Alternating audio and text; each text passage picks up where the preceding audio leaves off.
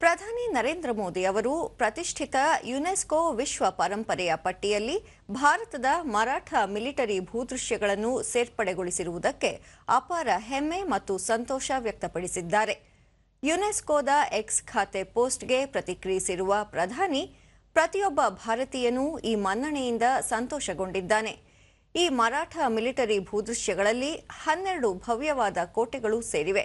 ಅವುಗಳಲ್ಲಿ 11 ಮಹಾರಾಷ್ಟ್ರದಲ್ಲಿ ಮತ್ತು 1 ತಮಿಳುನಾಡಿನಲ್ಲಿದೆ.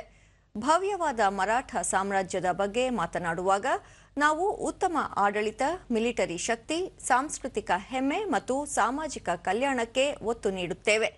ಮಹಾನ್ ಆಡಳಿತಗಾರರು ಯಾವುದೇ ಅನ್ಯಾಯಕ್ಕೆ ತಲೆಬಾಗಲು ನಿರಾಕರಿಸುವ ಮೂಲಕ ನಮಗೆ ಸ್ಫೂರ್ತಿ.